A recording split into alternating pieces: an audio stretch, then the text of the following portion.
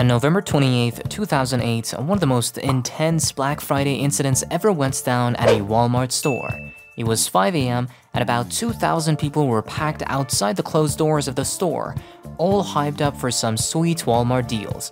But apparently, patience wasn't on the shopping list because people started losing it. They went full-on siege mode, smashing through the doors and windows to force their way inside, brushing past store employees like they were just speed bumps.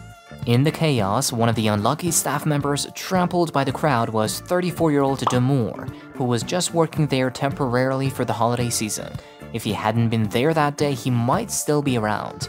By the time ambulances arrived, it was a nightmare. The crowd was like a human tsunami, leaving no room for emergency services to do their job. Sadly, Damour didn't make it.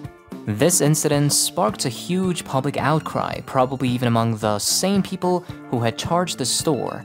Whether it was this Walmart or another one, they were ready to storm it regardless.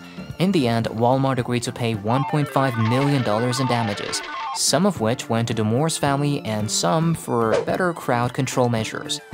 This episode kicks off with just a few days left until Black Friday. Everyone's wrapped up in deciding where to go, what to buy, and really, if they can even afford anything at all. But Randy, he is determined to stay one step ahead of the crowd. So he's got a plan to volunteer as a security guard at the store, hoping he'll be the first to snag those sweet discounts. He even lied to everyone, including his wife, saying he just wanted to make a little extra cash on the holiday. Even if he hadn't confessed, we all know Randy, and he is definitely up to something. I'm just trying to earn some extra holiday cash. In South Park, Black Friday is no joke, much like in the real world. It is a battlefield with casualties every year.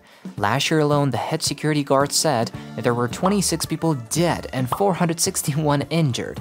I seriously doubt there are that many people in South Park, but hey, they've got to be prepared. Some might even wish they were dead rather than end up like last year's guard with a busted arm. Now, most of the time, the sales aren't even that great, which helps keep things relatively calm, but this year, the owner of the South Park Mall is either a thrill seeker or just plain nuts because he's offering an 80% discount to the first 30 customers. That is right, 80%! People will be ready to spill blood over a coffee maker, and the place is about to become a bloodbath. Honestly, with that kind of discount, I think we'd all consider mowing people down with our cars to be first in line. So Randy's got himself into a real mess and chances are slim he'll get out of it. But he hasn't fully grasped the danger yet until Black Friday claims its first victim, a few days before the real Black Friday even begins. Speaking of, how did Black Friday even start in the United States? Back in the 1950s, Black Friday was actually a term used by the police, not the general public. It described the chaos as hordes of people would practically storm stores the day after Thanksgiving. What we see now, it is not shopping, it is warfare. Back then, people were getting trampled, injured, and even killed inside the stores. Outside, it was pure gridlock and car crashes from all the extra traffic. People even flew in from other countries just to be part of the madness, making it a true flood of humanity. It's no wonder police hated it and called it Black Friday. But by the 1980s, things took a turn. Stores and brand owners realized this day could be a gold mine, transforming it from in the red financial loss to in the black profit. The chaos became part of the package, and now it is a worldwide phenomenon. You'd be hard-pressed to find a country without its own version of Black Friday, and in some places, it is not even just one day, but a whole week. Now back to our story. Cartman finally has a way to get an Xbox. If you're wondering why they're dressed this way, it is a crossover with Game of Thrones. And no, not those kinds of scenes, they're just kids. Cartman's announcement has everyone stunned. How he's gonna get them an Xbox when even pulling all their money together isn't enough. No one took him seriously until he blurted it out, Black Friday. This story is so wild that one kid thinks it's all a myth, that Black Friday isn't even real until Stan stands up. Black Friday was real. Alright, and everyone wanted to be the first one in that store. But what chance did a few 9-year-olds have of being the first in line and getting those special deals? Of course, Cartman, being Cartman, thinks he's thought of everything. He never goes down alone, and there's no way he'd let his friends off the hook either. At the very least, Butter's going with them and probably even going down first. Woo, spooky!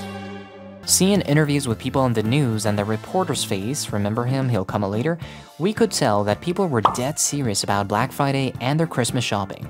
One family had even lost their daughter in the stampede last year, but came back this time with a new daughter, proving that nothing could keep them away from those deals, not even losing their kid. One thing's for sure, people take Black Friday very seriously. Cartman, as usual, managed to trick everyone into joining his alliance, but this unity is super short-lived. Why? Because they've got this ancient grudge, a rivalry big enough to split up best friends or even family. On one side, you've got the Microsoft people, on the other, the Sony diehards. And it's on, again. We all know this story, and honestly, it looks like this intense rivalry between fans will never end. We all have to agree on one system. That's right. If some of us are on PS4s, but the rest of us are on Xboxes, then we all can't play together online, see? I'm not a huge gamer myself, I know, shocking, but I never really got the appeal. So to me, risking friendships over this kind of stuff? Nah, not worth it. But this is different. Cartman and Kyle, plus their crew who stop at nothing to get an Xbox, square off against Stan and the others, who are die-hard PlayStation fans. And just like that, the alliance splits right down the middle. You never listened. I told you I thought the PS4 was better, but you never wanted to listen to me, Kyle. Look, the whole gaming console war doesn't interest me personally. I haven't gamed since the dark ages of my school days. But like in South Park, this kind of thing happens everywhere. People can even split up their family over this. In 2013, this console war hit its peak. Cartman and the rest of the kids probably never thought it'd turn into an everlasting feud. That year, when the PS4 and Xbox One dropped, people started bashing the rival consoles online, posting videos left and right. I swear some of these videos were the most intense things I'd ever seen. People smashing consoles to bits, practically foaming at the mouth. Maybe it is pure console hate, or maybe, just maybe, the guy's wife said, "I have a headache." And it didn't just stop with online videos. I found one of a guy leaving a store holding a PS4, nothing suspicious, people in line waiting to buy theirs. But this dude not buying it to bring home. He takes his PS4, throws it on the ground, and smashes it with a sledgehammer. Who knows, maybe a rival company was behind it, not accusing, just saying. But if it came from the guy's own brain, somebody check him into a psych ward stat. And that was it. The kids were done with each other until Black Friday. Meanwhile, Randy's still listening to Black Friday stories from last year, stories that sound straight out of a George R.R. Martin novel. Imagine the White Walkers arriving with winter. People tearing each other's faces off while holiday music played in the background. In case people who didn't even know if they needed what they were buying, usually they didn't. That is consumerism for you. According to research, North America is the world capital of it. But it didn't start this way. The whole consumerism thing started somewhere, right? After World War II, the US economy was doing great, especially compared to war-torn Europe. America had 50% of the world's economy with only 5% of the global population. Economic growth? Obvious. America needed to send goods everywhere to rebuild war-ravaged places. So jobs were everywhere, even for soldiers coming back from war. The post-war boom meant the population exploded too. And while Europe was rebuilding, America went from having half the global economy to around 13%, with a much larger population. So what was the answer? More production through more consumption. And how did they kickstart this consumerism? Advertising and media. Ads exploded out of nowhere, and people just bought more. It wasn't just things they needed. They survived a war, they wanted things that'd make life a little more fun, like mirrors, scarves, and other stuff they could live without but preferred not to. Consumerism and economic growth go hand in hand. The stronger the economy, the more consumerism, but it is also cultural. Europe went through the same war but never got as consumer-driven as the United States. Here's one more example. Eisenhower's advisor once said, the goal of the economy is to produce more consumer goods. He didn't say it's about more access, more freedom of choice, or even an easier life. Nope, just making more stuff. And guess who's running that show? In the world of ads and media, they say we see around 3,000 ads every single day. Yep, the number of ads we see in one day is actually more than a person saw in their whole life 50 years ago. That might seem like an insane exaggeration at first, but just take a look around. They're everywhere, on TV, websites you open just for a simple search, billboards and screens out on the streets. Everywhere you turn, there is an ad. And even while you're watching this very video, an ad's probably sneaking by that you're not even noticing. But hey, the truth is, these ads work. Turns out, they get us buying more, especially stuff we definitely don't need. And what happens if we don't buy them? One of two things.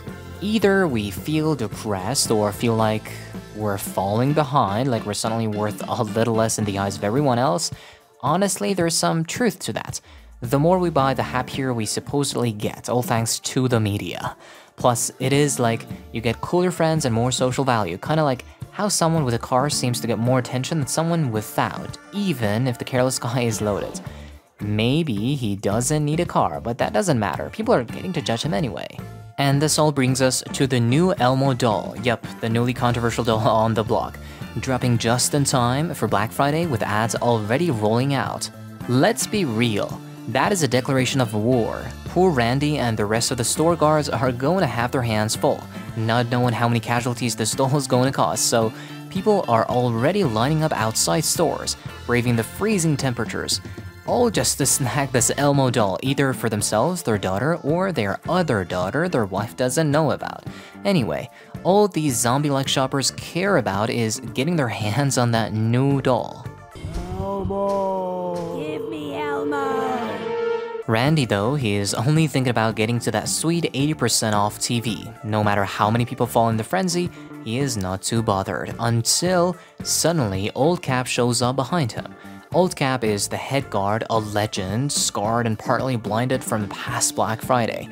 No one knows exactly what happened, but he's basically a hero. He looks at Randy and says, "I know why you're here."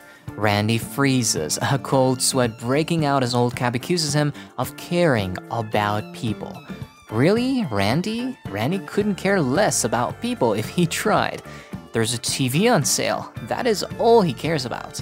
Old Cap, bless his heart, lost his son on Black Friday '89 and oddly is comforted seeing a Randy in his shoes. This pretty much tells how messed up poor Old Cap's mind is after Black Friday trauma. He's not alone though. Black Friday has scarred tons of people. Like in 2021, at the River Chase Mall in Alabama, there was an actual shooting packed with shoppers, leaving one person dead and a 12-year-old girl wounded. So you might be thinking, hey, with all the chaos and cancel culture in the United States, why hasn't Black Friday itself been canceled? The answer? Money.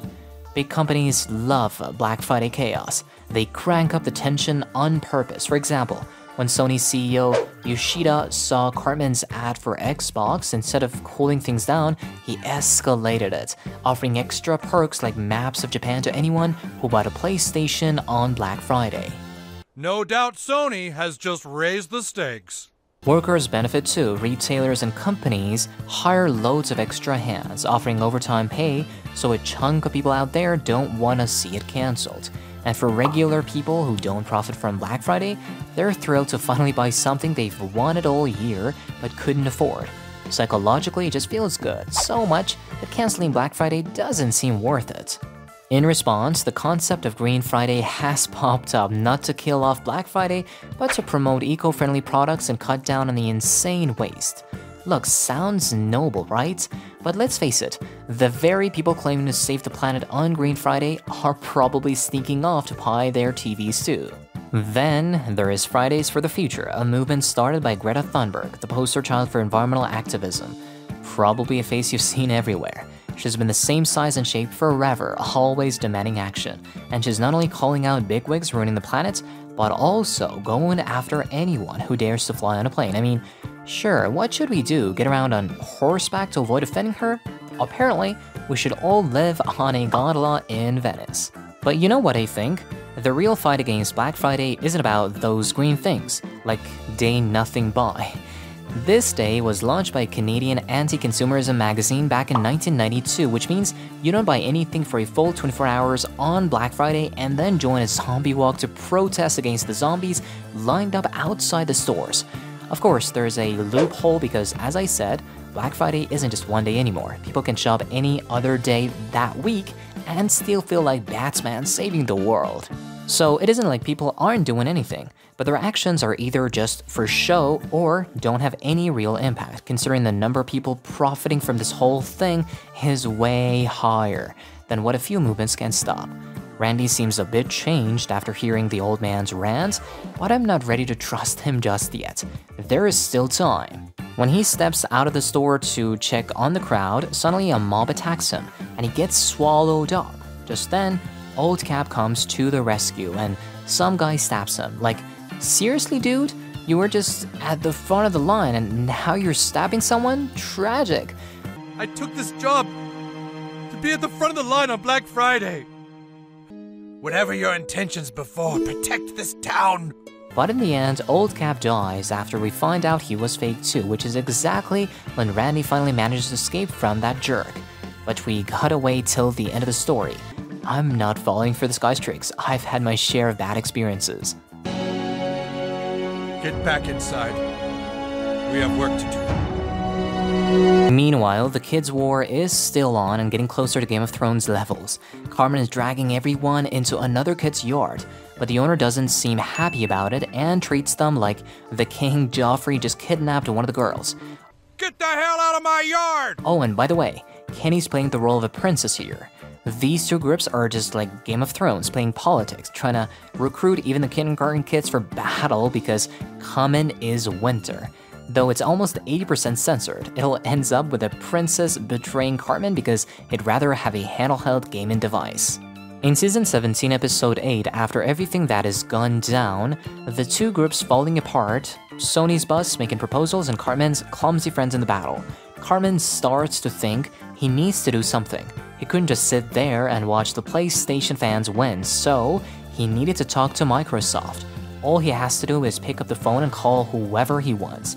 He even had direct conversations with the President of the United States, so talking to Microsoft CEO shouldn't be a big deal, right? The president of Xbox, like the head of Xbox. Fine, CEO of Microsoft, whatever, put him on. But when Cartman explains the war and the current situation, it is clear that Ballmare doesn't care at all. Not because Cartman is a 9-year-old kid from a small town in America, but because he doesn't really believe in this war. He just wants to sell more than anyone else, which is a bad decision for him because Bill Gates didn't need a CEO who wouldn't compete, and in the end, it's gonna cost them big time. Meanwhile, Black Friday claims another victim. Another night guard got killed, beaten to death with a giant lollipop. And to show their appreciation, the store decided to give a 10% additional discount, which means a whopping 90% off. That day, it was beyond a battle. It was turning into an apocalypse. The zombies were back, creeping slowly towards the store doors. If you are here for Black Friday, you cannot be on mall property until midnight on Thanksgiving. Now that everything's in favor of Stan and the PlayStation fan group, and even Microsoft isn't doing anything for them, Cartman had to get off his butt and take control because winter was coming, and he needed to pull every trick in the book to turn the situation to his advantage. He goes to see George R.R. Martin. Who's George R.R. Martin? He's the guy who writes Game of Thrones, Butters. He can let us both know how to handle Kenny and if we should betray Clyde or not. The same dude who still hasn't finished the last book. Dude, you're gonna die tomorrow, just write it already. He even proposes a peace deal to Princess Kenny, which, let's be real, is about as useful as a chocolate teapot since they want to make peace so they can go buy Xboxes. Then, Bill Gates shows up to make the war even messier and bloodier, just like a bloody wedding. He gives the kids weapons so they can find their way to Xboxes, which obviously includes guns. Yes, but we are limiting it to 1 per Xbox follower because, of course, the key thing here on everyone's mind is safety. As we get closer to the big day, suddenly George Martin decides to push Black Friday to December 3rd, like a week later. But who listens to him? Unfortunately, while we're talking about this, Game of Thrones hasn't even hit the final seasons yet, which is why Martin's still popular and no one knows the mess they're about to make of the show. So Martin has to be there and cut the ribbon to officially kick off a bloody Black Friday. But what do the stores do? Obviously, they offer more discounts. I mean, where have they been all year? They can barely manage a 2% discount, and now they're willing to throw down 96% off because people are dying. The shopping wars are still going strong, and Black Friday hasn't even kicked off yet. It isn't just about the injuries. It's like people have turned into wild animals, ready to fight over a laptop. And let's not forget the environmental damage caused by all this consumerism. We all know these resources are gonna run out soon, and there's nothing we can do about it. Besides, the real culprits are the marketing geniuses who've got all of us brainwashed. Every year, they roll out some new gadget that is barely different from last year's model, except maybe it has a slightly different feature. Just look at Apple. One year, they'll slap an extra camera, and we all rush out like lemmings to buy it.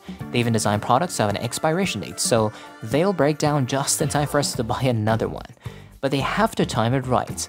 If it is too soon, we'll just buy something else and their competitors will cash in. Anyway, let's see how this Black Friday drama unfolds and how many casualties will rack up in South Park. In the end, Cartman decides to pretend he's had a change of heart and that he and Stan should team up to buy a PlayStation. But behind the scenes, they really want to trap Stan's group in a room on Black Friday so they can swoop in and grab the Xbox for themselves. Cartman is pulling out all the stops, which is why Game of Thrones has an age rating, except for what Lord Butters is up to. Of course, but Stan catches wind of it from, you guessed it, the cranky old guy who owns the garden and is fed up with Cartman's antiques. When everything gets exposed, their friendship takes a hit, and it seems like the end of the road until the fateful day arrives. But before we reach the grand finale and find out who wins this battle, let's introduce another character who's cashing in on the chaos, the reporter. This guy reports on everything from the dude who ate his son to the folks who got killed. He even barges into people's bedrooms, threatening them to spill their secrets, or he'll tell everyone who they're sleeping with. Honestly, he might just be the sleaziest character in the whole show because he's not making big bucks and is willing to say anything for a quick buck on national TV. After Bill Gates takes out Sony's CEO, since this war was really between these two, not a bunch of clueless 9-year-olds, we realize the battle is winding down. Just then, Martin steals the show and a tidal wave of shoppers storms into the store. But you know who actually wins in the storm? Cartman. Everyone's taken each other out in a savage frenzy, and no one could even reach the Xbox or anything else. Even Randy got lost in the crowd, so guess what?